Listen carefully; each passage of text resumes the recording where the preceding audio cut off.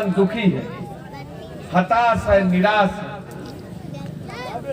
3 काले कानून को लेकर आज 52 दिन से आंदोलन पर है, 53वां दिन है। 123 से अधिक लोगों ने शहादत दी। देश का अन्नदाता, देश का भगवान, धरती का भगवान, जिसकी आबादी 75% से अधिक है, वो आज दुखी किसान जो इस ठंड के ठिठुरन में, बारिश में, ओले में धरना दे रहा है, अपनी मांगों को मांग रहा है। लेकिन ये तानाशाह सरकार, जुल्मी सरकार, अन्यायी सरकार, अत्याचारी सरकार, दमन की सरकार उनकी आवाज सुनने के बजाय उनकी आवाज को दबाने में लगी है। कभी खालिस्तानी कहती है, कभी पाकिस्तानी कहती है, कभी तमाम शब्दों से नवाज कर एनआई का नोटिस भेजती है, यह कहकर कि ये लोग देश विरोधी गतिविधियों में शामिल हैं। जो लोग बोलते थे सबका साथ सबका विकास, जो लोग बोलते थे कि गांव खेत खलियान का राज होगा, आम आदमी का राज होगा, जो लोग बोलते थे कि हम किसानों का आय दोगुना करेंगे, स्वामीनाथन कमेटी आयोग की सिफारिश को लागू करेंगे, आज किसानों के साथ कितना बड़ा विश्वासघात, कितना बड़ा धोखा करने का काम कर रहे हैं। यहाँ उपस्थित हमारे तमाम ग्रामीण अंचल के लोग हैं। मैं आपसे जानना चाहता हूं, इसमें से कौन कौन लोग हैं जो कृषि कानून के बारे में जानते हैं? हाथ उठाकर बताइए। आप जानते हैं? पहले कानून का नाम है कृषि फार्मिंग कॉन्ट्रैक्ट, यानी देश के जितने किसान हैं उनकी जमीन को सरकार ने अधिग्रहित कर लिया, अपने नाम ले लिया।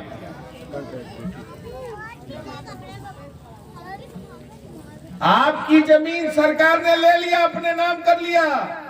अब आप अपने जमीन के मालिक नहीं हैं।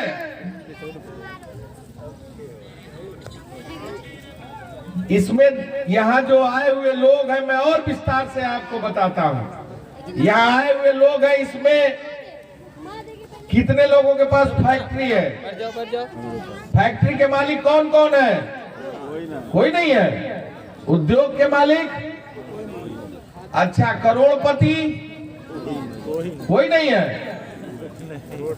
नौकरी वाले? नौकरी वाले? बेरोजगार? कोई नहीं है। अच्छा, आपके पास आय का स्रोत क्या है? खेती। भैया इधर वाले ना बोलिए, क्या है भैया? किसानी, खेती। किस चीज से आपके घर का रोजी रोटी चलता है भैया? खेती से।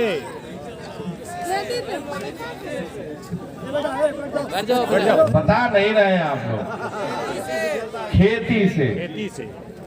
ना आपके पास उद्योग है, ना आप करोड़पति है, और ना फैक्ट्री के मालिक है, ना सरकारी नौकरी है,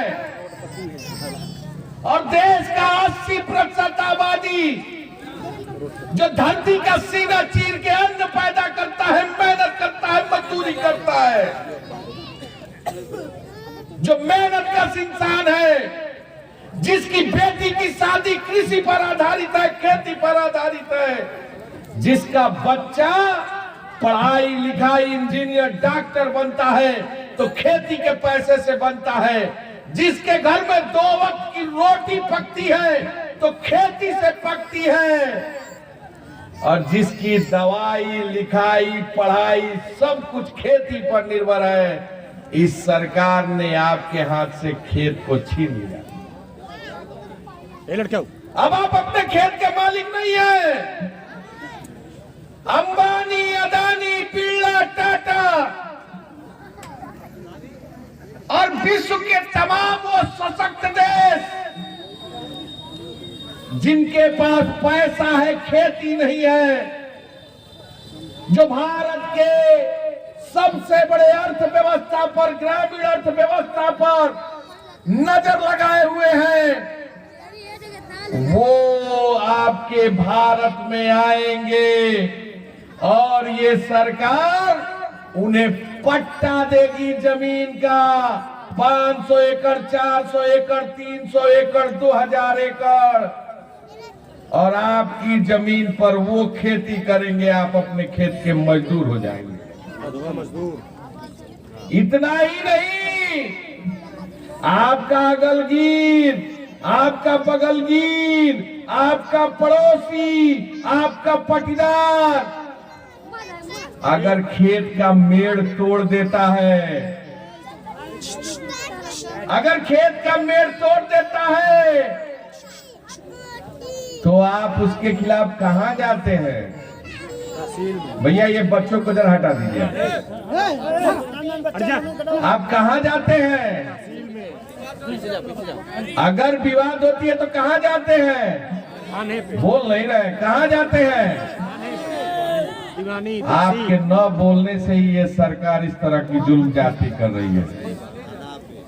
आप कहां जाते हैं? कचहरी में जाते हैं, थाने में जाते हैं, न्यायालय में जाते हैं। इस कानून के अंतर्गत सरकार ने न्यायालय में जाने का भी अधिकार छीन लिया।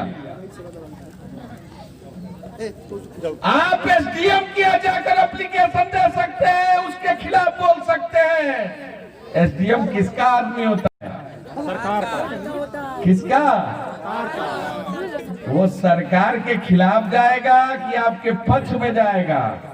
सरकार के पक्ष में। सरकार के पक्ष में जाएगा, आपके खिलाफ जाएगा। खेती तो गए हो,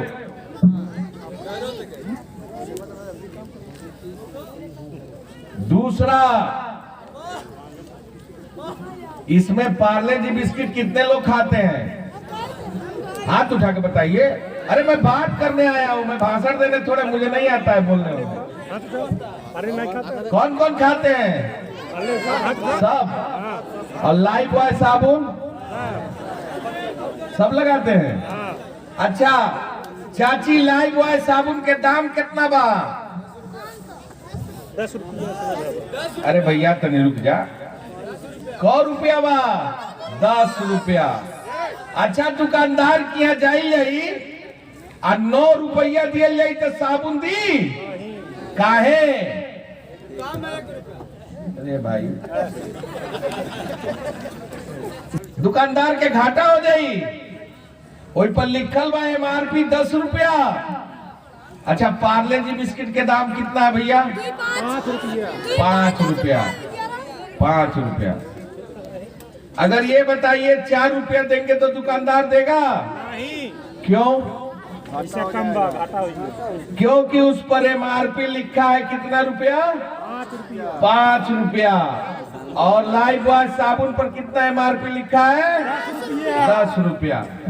यहाँ किसान बैठे हैं, ईमानदारी से बताइएगा, लाइफ बॉय साबुन कंपनी बनाती है, 10 रुपया दाम है तो 9 रुपया में नहीं बिकेगा। पार्ले जी बिस्किट कंपनी बनाती है, पूंजीपति बनाता है, उद्योगपति बनाता है। अगर 5 रुपया उसका दाम होगा तो 4 रुपया में नहीं देगा। लेकिन अन्नदाता, देश का भगवान, मेहनत का इंसान, धरती का भगवान, जो खेत जमीन का सीना चीर के अन्न पैदा करता है, 80% किसान के फसल का दाम सरकार तय करती है। धान का 1868 रुपया। कोई एक आदमी बता दीजिए जिसका धान 1868 रुपए में खरीदा गया हो? किसी का भी नहीं। कितने में? 1200 है। आपका? ओ काका, आपका धान 1800 में खरीदा गया है? कितना में? 1200। 1100 1200 रुपए में।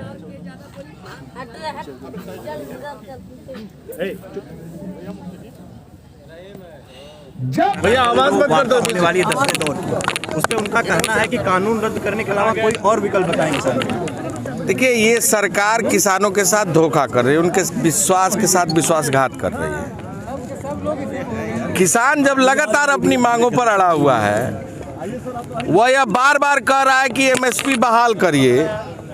सरकार कह रही है कि एमएसपी बहाल करेंगे, किसान कह रहा है कि इस एमएसपी को कानूनी जमा पहनाइए, सदन में पारित कराइए। किसान जब कह रहा है लगातार कि कृषि फार्मिंग एक्ट को रद्द करिए, तो ये सरकार क्यों नहीं रद्द कर रही है? सरकार के कथनी और करनी में अंतर है, धोखा देना चाहती है। 120 किसानों से अधिक लोगों ने शहादत दे दी, 53 दिन आंदोलन में हो गया। मैं मंत्री तमाम जो बैठे हुए हैं कृषि मंत्री, उनको निमंत्रण देना चाहूंगा, एक दिन उन किसान भाइयों के बीच में जाकर इस ठंड के ठिठुरन में सो कर देख ले। वो तो अपने रजाई और गद्दे में सो रहे हैं, और दूसरा किसान जो हमारा भगवान है, धरती का सीना चीर कर अन्न पैदा करता है, मेहनत कश इंसान के साथ धोखा। उद्योगपतियों ने सरकार बनाई है कि किसानों ने सरकार बनाई है? उनके जनमत के साथ, उनके विश्वास के साथ ये सरकार धोखा दे रही है। आदरणीय राहुल गांधी जी के नेतृत्व में कांग्रेस पार्टी सड़कों पर आंदोलन का बिगुल बजाए हुए हैं। हम उनके पूरे समर्थन में उनके साथ खड़े हैं। आनंद सिंह तोमर बोल रहे हैं कि सरकार बरगलार है, जो विपक्षी पार्टियां हैं वो बरगलाए जा रहे हैं। मतलब अगर किसानों की आवाज़ उठाना बरगलाना है, किसानों की बात करना बरगलाना है, किसानों के मांगों का समर्थन करना बरगलाना है, तो हम कर रहे हैं, उनके साथ खड़े हैं। राम मंदिर निर्माण पे संवैधानिक पद पे बैठे हुए लोग जो है चंदा दे रहे हैं, कांग्रेस से किस नजरिए से? उत्तर प्रदेश बेरोजगारी का दंश झेल रहा है।